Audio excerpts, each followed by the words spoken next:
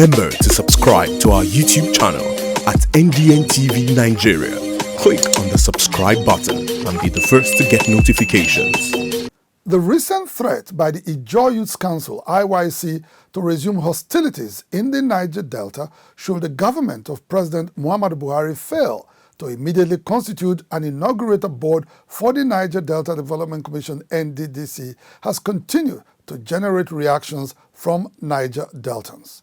In this report, correspondent Chika Abuduzie takes a look at political motivations surrounding the clamor for the constitution of a new board for the Nddc, which is currently being investigated for alleged massive corruption since its establishment as an intervention agency in the Niger Delta in the last 19 years. We are giving the federal government, Mr. President of the Federal Republic of Nigeria, President Muhammadu Buhari, a 1-month ultimatum to close out on the board inauguration for the Nddc. I want to make it clear that between now and the 1 month, if the board is not brought in, we may not be able to guarantee the safety of oil operations in the region. When we say we are shutting down, there will be no activity. The recent threat by the IYC to paralyze socio-economic activities in the Niger Delta if President Buhari failed to appoint and inaugurate a new Nddc board within 1 month has generated mixed reactions from various interest groups in the region. Speaking in solidarity with the IYC at a state function in Isoko South local government area of Delta State, Governor Ifeanyi Okowa underscored an urgent need for a board, claiming that the current interim administrative structure in the Nddc was unknown to law. We are thoroughly embarrassed that after several months, we are unable to reconstitute the board of the Nddc. You are running a sole administratorship which is foreign to us because unknown to law. While Governor Okowa's position on the current leadership structure of the Nddc captures the views of other governors elected on the platform of the People's Democratic Party, their counterparts in the All Progressives Congress insist that the status quo should remain until ongoing forensic audit of Nddc activities is concluded. We believe that you'll be given some time, at least, to put things in place for the benefit of all of us. There's nothing to gain from all this change in leadership of Nddc as if you are going to fetch water. You just fetch and pour away. We will not get anywhere. I wholeheartedly commend President Muhammadu Buhari for setting up a forensic audit to look through the books of Nddc. I also welcome the setting up of an interim administration to manage the affairs of the Commission pending the conclusion of the forensic audit.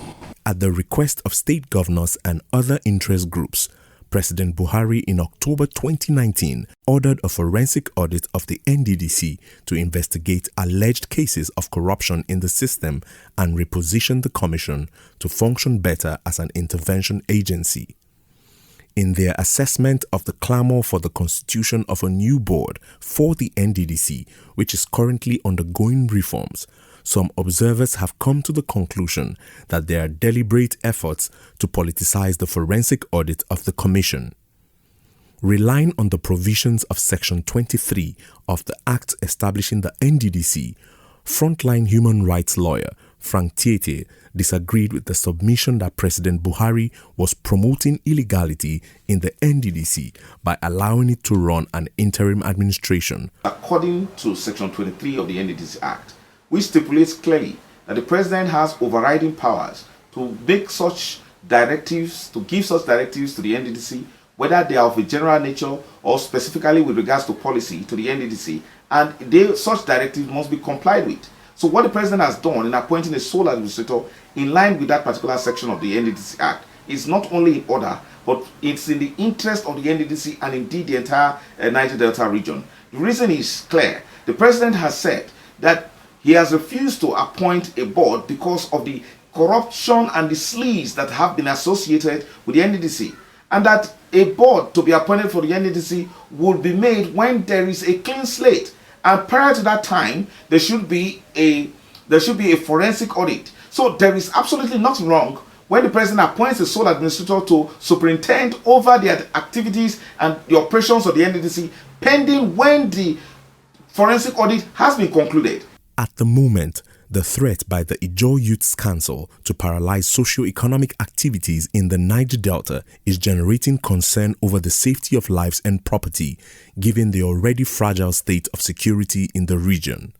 The Niger Delta at this point, where we have issues in the northeast, we have issues in the west, we have issues in the southeast in recent times, you cannot, as IYC, begin to champion a movement that will be likened to NSAS. No, that's not Ijaw people. Because if you liken it to NSAS being a child's play, it therefore means that there's going to be chaos. There will be burning of vehicles. There will be looting of government properties and private properties.